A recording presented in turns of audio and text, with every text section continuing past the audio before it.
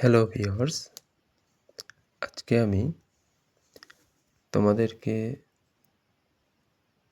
প্রাচীন বঙ্গদেশের নানান বিভাগ সম্পর্কে পরিচয় করাবো।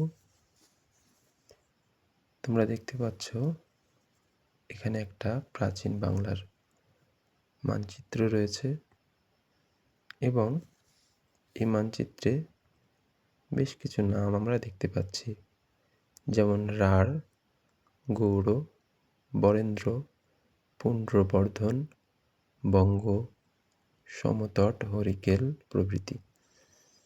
আমরা এক এক করে এদের পরিচয় জেনে নেব। মনে রাখতে হবে এই নামগুলো এবং এদের সীমানা সবসময় একই রকম ছিল না, এদের সীমানা নানা সময় বদলেছে। প্রথম আমরা জেনে নেব পুণ্ড্রবর্ধন এই বিভাগটা বা এই অঞ্চলটি।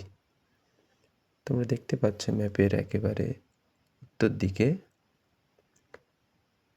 পদ্মা নদী এবং যমুনা নদী সংলগ্ন এলাকায় এই অঞ্চলটি রয়েছে। এই গিয়েছে পদ্মা, এই এসছে যমুনা।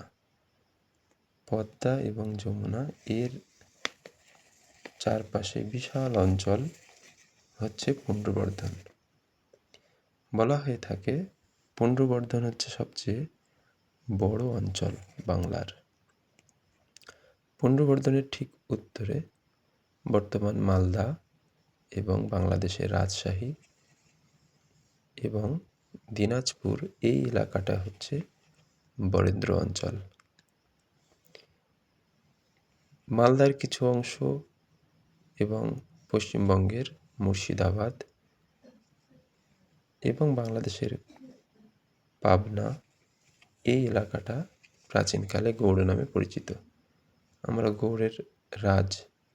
গৌড়াধিপতি শশাঙ্কের নাম জেনেছি এবং তার রাজধানী ছিল কর্ণসুবর্ণে। গৌড়ের ঠিক নিচে এবং হুগলি নদী, এই যে হুগলি ভাগীরথী নদী, ভাগীরথী হুগলি নদীর পশ্চিমে ছিল রাঢ় অঞ্চল। এই রাঢ় অঞ্চলের মধ্য দিয়ে দামোদর নদী প্রবাহিত। দামোদরের উত্তর অংশের নাম সৌম্যভূমি, দক্ষিণ অংশের নাম বজ্রভূমি।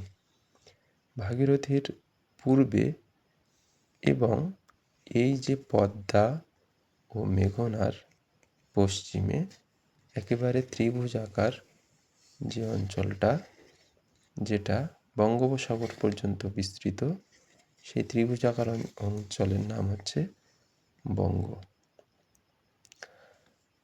আবার বঙ্গের একেবারে শেষ দিকের অঞ্চলকে বলা হতো বঙ্গাল।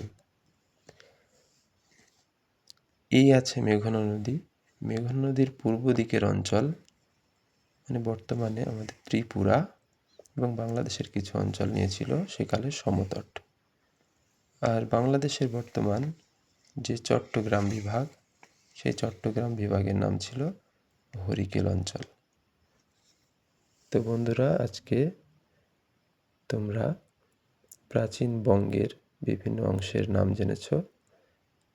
আশা করি তোমাদের অনেক উপকারে লাগবে। ধন্যবাদ।